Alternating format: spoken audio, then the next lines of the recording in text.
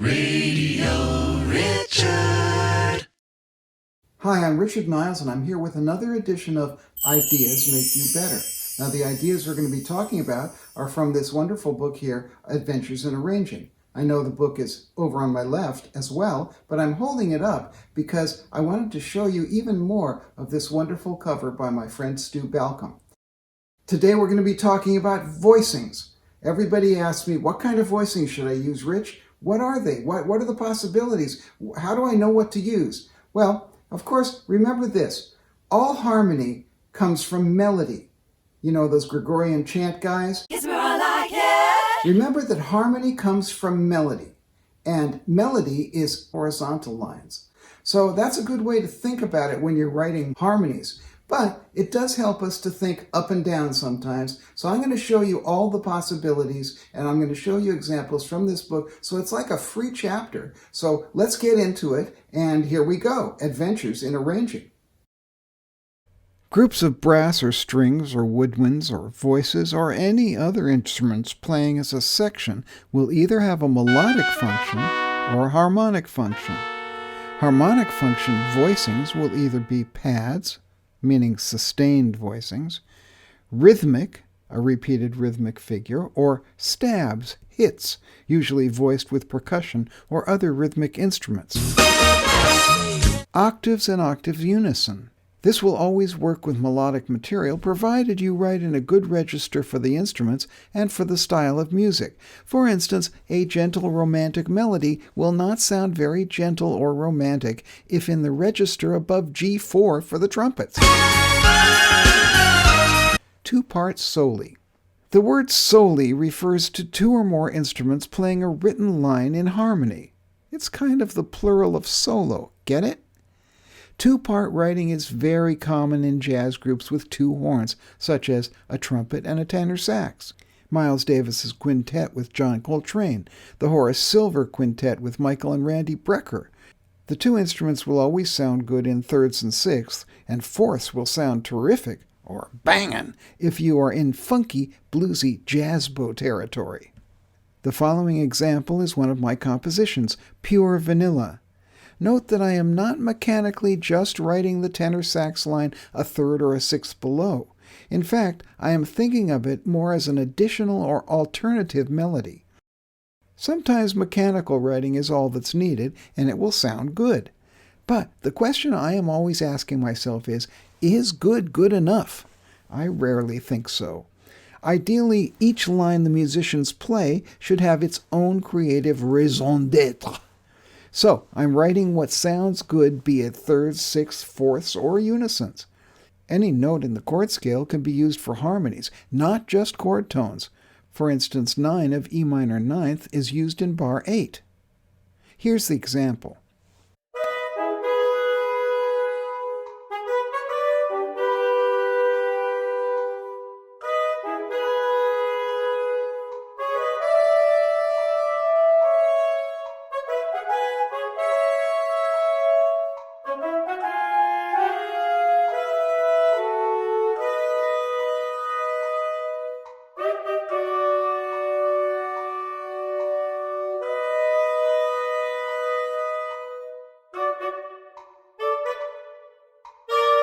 Guide tone lines. Another thing often done in 2-part writing is that the 2 voices can have independent lines. They can answer each other. One can play the melody and the other can play a counterpoint. This can take the form of guide tone lines. Guide tones are notes that clearly guide the ear through the harmony. Usually these notes are the important notes that define the chord type, the 3rd and the 7th. 3 because it tells the listener if the chord is major or minor. 7 because it tells the listener if the chord is major or minor 7th. You can hear guide tones used in the Jerry Mulligan and Chet Baker groups and in the work of the Paul Desmond groups with Jim Hall, where guitarist Hall was the other lead voice. Here's a typical guide tone line in the tenor sax with a bebop line in the flute.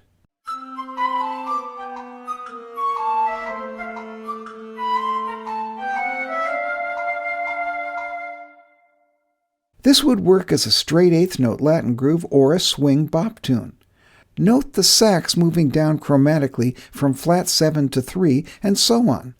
Also note, I marked the flute at mezzo forte and the tenor at mezzo piano because the flute is the lead and the tenor is the accompaniment, and tenor sax is usually louder than flute. Also, I admit I deviated from a straight guide tone line to have the tenor play an ascending chromatic line into the final note. You see what fun you can have with this stuff? Now here's a slightly wilder and crazier example from one of my tunes. There's a lot going on here.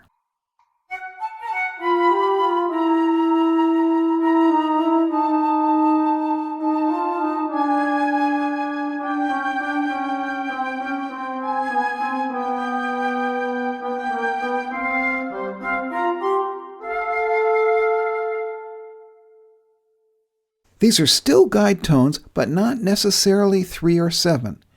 This shows how any important notes can act as guide tones. Tensions are important notes too because they attract attention and guide the ear. Here I'm using 9, 11, and 13, commonly thought of as extensions or tensions of the basic chord sound. In fact, the trombone part is made up as different versions of 9 and 13. It's unusual to use natural 9 and sharp or flat 9 together in this way and actually make a melodic line out of it. The flute part is also a guide tone line made up of ninths and 13ths. That's what I was thinking about when I composed this section of Only You for my album Club Deranged. Plug, plug. 3-part writing. One voicing principle would be to always ensure that the voicing is delivering the sound of the appropriate chord. One way to do that is to include the two most important notes in the voicing, 3 and 7. I find 3-part writing fun because, unlike techniques for 4 or more instruments, you have to think a little harder for your best options. You can simply mechanically voice the two harmony notes according to the logical chord tones. Here's a chart that would be useful. So here's what happens when I add a trombone and arrange pure vanilla with 3 parts.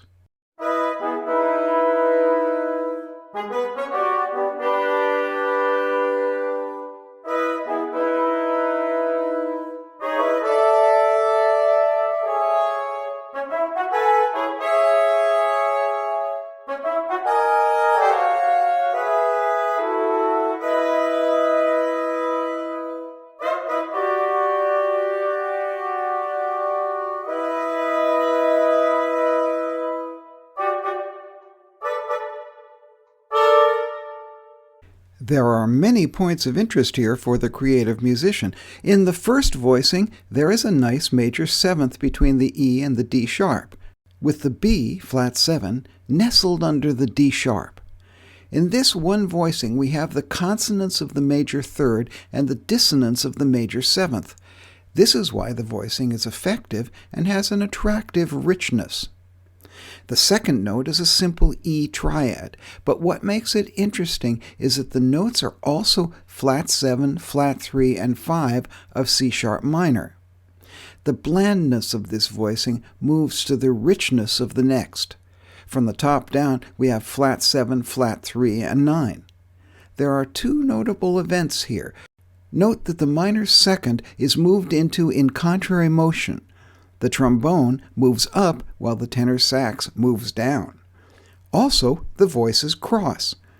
The trombone is now above the tenor sax. If I had not done that, the sax would have had to play a repeated E. There are two things wrong with that. One is that it's probably 20% more awkward to play a repeated note on a saxophone. The other is that everyone would be playing a moving line except for the tenor. Another advantage of crossing parts here is that the top note of a dissonance should be marginally louder than the bottom note. And a trombone in this register will be naturally louder than the tenor sax. Duke Ellington wrote loads of dissonances, but he found that if both notes of a major or minor second are played at the same volume, the result was somewhat harsh and unattractive and, okay, I'll admit it, dissonant. But if the bottom note is played a little softer than the upper note, the result is attractive, luscious, and delicious. I want to be mysterious and intriguing, not annoying. Obviously, it's really tedious to notate this, and no one in their right mind goes through their entire score writing softer on every instrument that is a second below another. But experienced players know how to do this, and on certain notes, when they hear that someone is on top of them, no jokes, they will play softer. If you are working with less experienced players, simply tell them this at the beginning of the session. I sometimes go against the principles because, frankly, I can't see any way to avoid it. You have to make a judgment call of what's more important, the principle or the end result. Bar 4 to 5 is a case in point. The octave unison of the last beat of bar 4 moves in similar motion into a rather attractive but unusual voicing of a major sixth and a major second. I decided that the sound was more important than the rule. Sorry, I meant to say principle. Note the choice of voicings in perfect and charming fourths on the D-sharp minor 11th in bar 6th. Not only does it sound nice, but it is a good choice, as it is quite high for the tenor and trombone, and this voicing keeps them in a comfortable range. 4-part writing. There are 4 mechanical types of 4-part voicing techniques: close, drop 2, drop 3, and drop 2 and 4. Here's close position, also known as 4-way close. Simply voice down from the lead note using chord tones. If you want a richer sound, and frankly, who doesn't? You can add chord extensions or tensions. Substitute 9 for 1, 13 for 5. The thing about 4-way close and drop 3 is that you get seconds in the top 2 voices. This is a no-no because it obscures the lead melody, and that is usually a terrible idea. It can still work fine for stab chords and backgrounds where the harmonic and rhythmic considerations override the melodic function. Here's a handy little example of a humble A7th chord demonstrating these voicing techniques. We would call it mechanical voicings for fun and profit. Radio Richard. Share, subscribe, even donate. Harmonizing a melody. Here's a tune I wrote called Coffee in Brazil.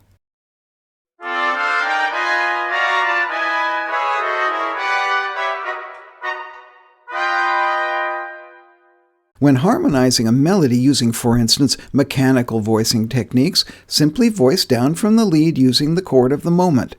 The very reasonable question asked by students is, what do I do with non-chord tones?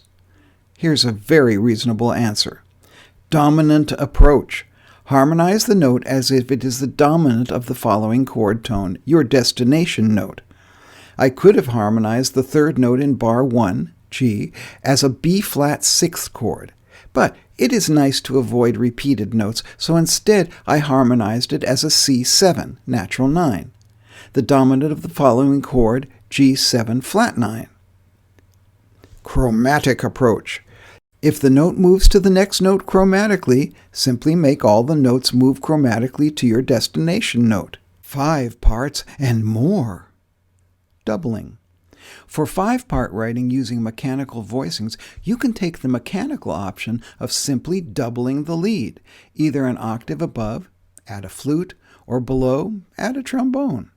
This is not only easy to do, especially with notation software, copying and pasting the trumpet lead to a tenor sax part and transposing it down the octave with one click, but it is very effective. In fact, you can continue this doubling of parts you've already written for 6, 7, and 8-part writing. For 8 brass, you could copy the above example to the 4 trombone parts and transpose them down the octave, and it would work fine. Or you could copy the second trumpet part to the lead alto and then voice the 5 saxes below that. Any of this is possible. This is called concerted writing. It's not complex or inventive, but it's meaty, beaty, big, and bouncy, and packs a punch like a mule with a horseshoe in his glove. Why is octave unison so effective? Well, in fact, all octave unison is a strong sound because of the harmonic series.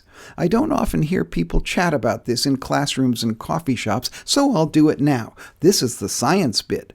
Here are the overtones that will sound when a fundamental note is played. Of course, we hear these sympathetic vibrations very subtly. Dogs probably hear them better. If you hit a low piano note with the pedal down, you will probably hear the sympathetic vibrations of the octave and the fifth, maybe the major third if you have canine DNA. But science tells us that all the other overtones are there. For a fundamental, the lowest note of C1, the first 20 harmonics are shown here. This is the overtone series or harmonic series of C. So we see that the bottom note, C, causes overtones, and overtones 2, 4, 8, and 16 are all C. And that's why C is called the fundamental. So let's say the tenor sax plays C3 and the trumpet plays C4. The tenor is also sounding a C4 overtone, which is a unison doubling of the trumpet C4. So you're hearing 3 Cs, not 2, and the tenor is also sounding a C5, the second overtone, which is doubling the trumpet's first overtone of C5, so you're hearing 5 Cs, and that is why octave unison is so strong and resonant and solid. Spread voicings. Spread voicings are designed to give a thick, low-end harmonic warmth. They usually have the root in the bass, and they are built upwards aiming for the richest sound. They are often used for sustained backgrounds, pads, and inactive accompaniment. They're non-mechanical, so the writer is aiming for something that will work with the given instruments. Take the time to choose rich voicings and not get in the way of the singer or the harmonica soloist. Here is an example of 5-part spreads that would sound lovely as an ending with saxophones or strings. I've used some slightly open-minded harmonic choices with notes drawn from any scale or chord tones I happen to want to use at the moment. I threw in that little obligato at the end because I imagined a flute player warbling over that last chord. I just couldn't help myself.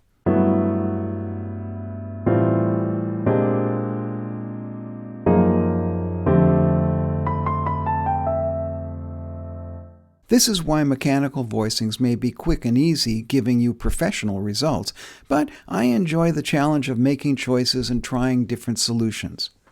When writing spreads, think of what instruments you have and what ranges they will be in to play full-sounding notes that they can control. As you can see above, the spreads have their own inactive melody as the lead. Here's an excerpt from LA7, a tune from my first guitar album, Santa Rita, Plug, Plug. I have deliberately chosen to arrange it with a slightly unusual band, oboe lead with mixed woodwind accompaniment. This sounds downright gorgeous, if I say so myself.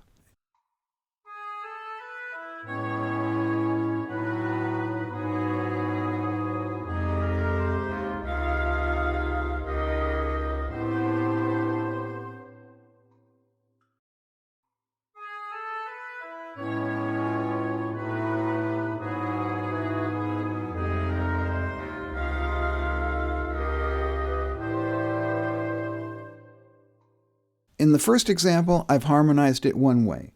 In the second example, I added a little chromatic line. I feel this leads the listener's ear towards the next chord change, especially if the next chord is unexpected. After all, this is not obvious diatonic harmony. If an arranger is going to do something unusual, it's good to think of ways to make it easy for the listener. In this case, I used a chromatic melody for them to follow. The fact that it's chromatic signals that there is change, that something unexpected may be coming. We all know chords are built in thirds, but they don't have to be voiced that way. There are other notes available to you. That's why they're known as available note voicings. These notes are notes from the chord scale of the moment. On the first chord, the chord scale is an A major scale, and I have used one of the non-chord tones available to me, the B in the voicing. This gives me a little richness, dissonance of the major second between C sharp and B. Voicings in fourths. Well, why not choose another interval for building chords? How about fourths? This sound became very popular in modal jazz of the late 1950s and 60s from Miles Davis, Bill Evans, Oliver Nelson, and others. Here's a scale harmonized in voicings in fourths. Note that not all the intervals will work out to be perfect fourths. Some might be augmented fourths or even thirds. This doesn't affect the general sound and quartal quality of the voicing. Yes, the expression for a fourthish voicing is quartal.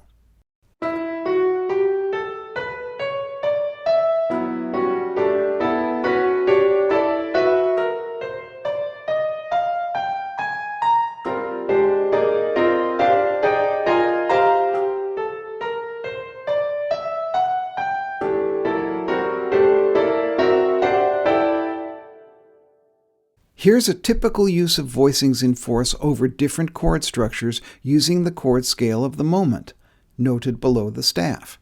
Note that I'm still taking my own advice and notating all articulations, fortepiano crescendos, which sound great with brass by the way, tempo, use of swing eighth notes, everything the player needs to know to play it perfectly on the first read-through.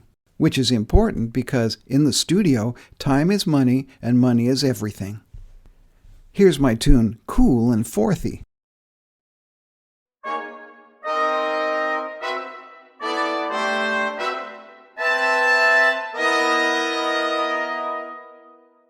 You'll notice that I cheated and the second voicing in bar 3 is not in fourths. It started that way, but I didn't think the resulting voicing sounded very much like G sharp 7th, so I put the trombone on a C, the third of G sharp. B sharp really, but what's a little enharmonic spelling between friends? The top 3 voicings are in fourths anyway, so we're still getting the sound. This raises an important point about being an arranger. Technique and theory should never get in the way of your ear.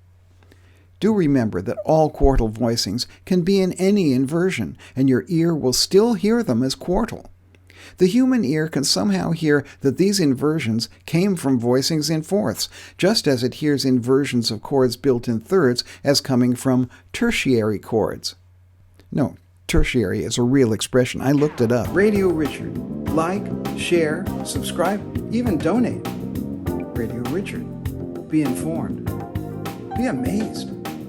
Be inspired. And now, a word about dissonance and consonance. Since we're talking about your ear, about this time you may be asking, are there any notes I ought to avoid? Good question, because the great mystical deities who discuss musical stuff invented the expression, avoid notes, to tell you what to be careful of. They are notes that have the potential to destabilize the chord quality. Here is a very brief list. 4 on a major or dominant chord. Natural 3 on a minor chord. Flat 9 intervals between any two voices can be great on dominant chords, but should be, if not avoided, at least handled with trepidation on any other chords. Or, if you're not arranging a pop tune to be played on a chirpy teen radio station, you may enjoy destabilizing the chord quality and your career. In classical music, they have a concept about intervals, meaning the vertical distance between two notes. They say the thirds and sixths are consonant, fourths and fifths are fine as long as you move in and out of them in contrary motion, and seconds and sevenths are dissonant. I don't like the negative connotations of that word, especially because a lot of the sounds that made me want to be a musician in the first place use seconds and sevenths.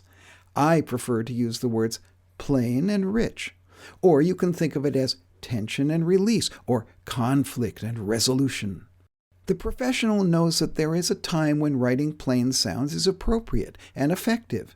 Arrangers should also know that being constantly interesting becomes boring. The ear needs a break. There is no drama without conflict, but constant conflict becomes just as tiresome as an endless peaceful ocean. The wise arranger tells a story, creating drama by going from peace to conflict, back to peace. The great composer Michael Gibbs used avoid notes as if they were chocolate on a cake, and they sounded amazing. A great achievement of his music is that it proves that in talented hands there are no wrong notes. I was fortunate to have studied with him because he is a total original. In fact, And think about this, he was so innovative that it cannot be said that he was influential. Other writers have been too scared to copy him. I wouldn't dream of copying him, but I have been inspired by his spirit of adventure. Gibbs thinks in terms of tonal color rather than harmony.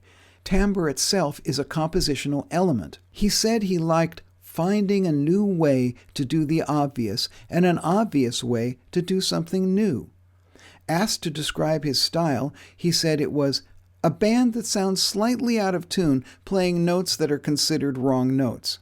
In my wonderful book, The Invisible Artist, there is a chapter on him, and in the chapter, he tells this little story.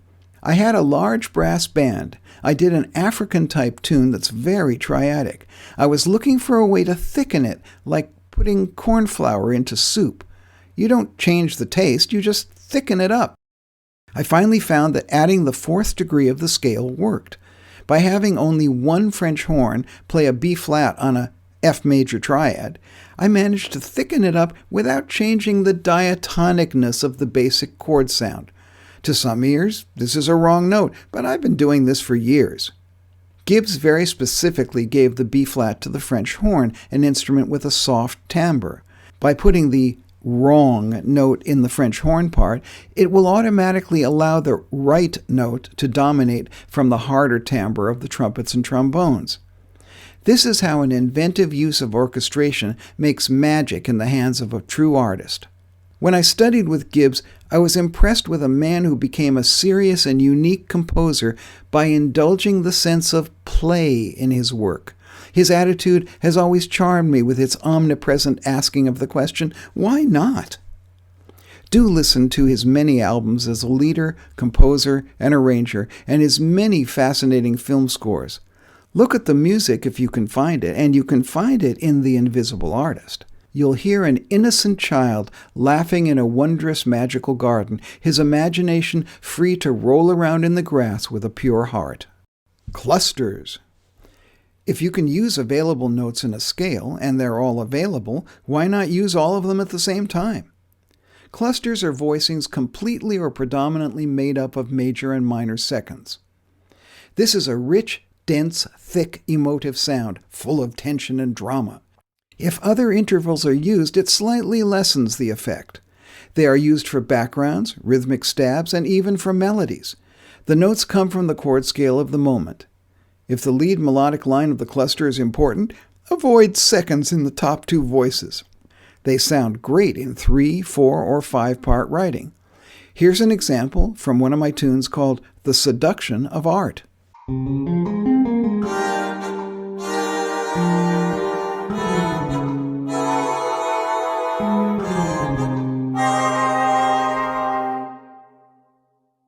This uses clusters as backgrounds to a fretless bass solo. Orchestration stuff you should notice. I marked the flutes at mezzo forte because they are softer instruments. I put the trumpet and trombone in cup mutes and marked them at mezzo piano because they are naturally louder. The flutter tongue is a special flute effect I like. It sounds interesting mixed with muted brass. The bass, even though it's the lead here, is still marked at mezzo piano because it's electric and, well, have you ever had to tell a bass player to turn down? Oh, to all my bass player friends, I'm just kidding. But could you turn down? Slash chords, also known as triads over bass notes. No, slash chords are not chords played by the ex-lead guitarist of Guns N' Roses, although I'm sure he's played some of them. There are two types of chord symbols written with a slash symbol, known as a slash. Number 1, chords in different inversions. C/E means C with an E, the third, in the bass. 2, triads with bass notes not in the chord. Sometimes the slash is horizontal instead of at an angle. I must say I prefer this because it visually puts the bass note clearly below the upper triad. But I can't find a word processing program that will do this, so welcome to the diagonal slash. Minor, augmented, and diminished triads can be used, but I'm concentrating here on major triads because they are the most commonly used and easiest to hear. Here is a chart of the common slash chords using major triads over bass notes, and what they actually mean. These chords, in their major and minor forms, were made very popular in the 1960s and 70s by musicians such as James Taylor and Carole King and Crosby, Stills and Nash, and even Young. They can also be heard played by the French horns in the intro of Chicago's If You Leave Me Now, arranged by Jimmy Haskell. They can also be heard in the Pete Townshend guitar intro to Substitute. They provide a more open sound and give the composer some nice options for bass lines. The real appeal to the contemporary musician is that they are rich, attractive voicings without sounding exactly like jazz. In fact, jazz musicians such as Pat Metheny and Joe Zawinul and Wayne Shorter use them too. Stevie Wonder, Earth, Wind & Fire, and Incognito use them in their more complex forms. Here's an example of different types of slash chords. See if you can use my handy chart to identify what chord sound is created by each. When you do that, notice that some of it is non-functional, but it still sounds comfortably in the key of F. Slash chords are so attractive, you can kind of get away with anything. I certainly have.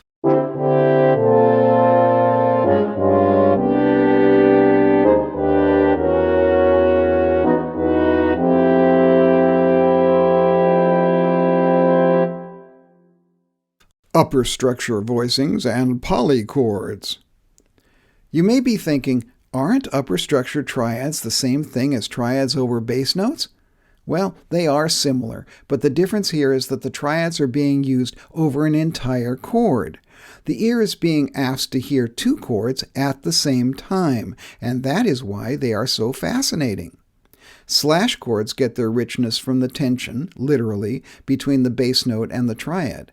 But upper structure triads, also known as USTs, get even more richness from the tension between two whole chords. Method: on the bottom, you create a recognizable chord sound. Then you deftly place a close position triad on top of it in any inversion.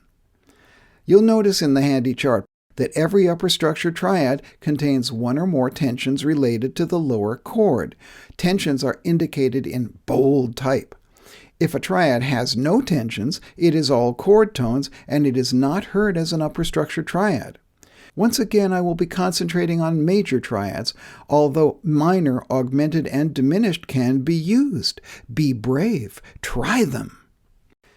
Note that with diminished chords, or dominant chords taking the semitone whole tone scale, there are 4 major triads usable as upper structures.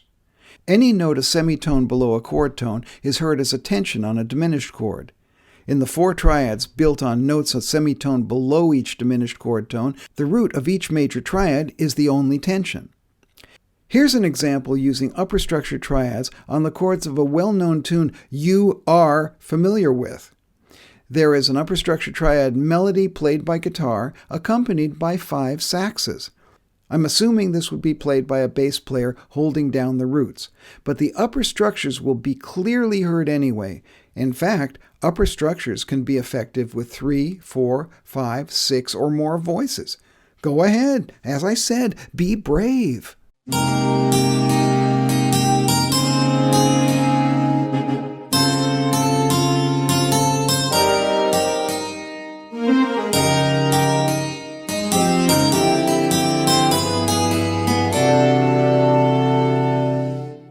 Well, that was Adventures in Arranging, and this book I'm holding in my hand is Adventures in Arranging.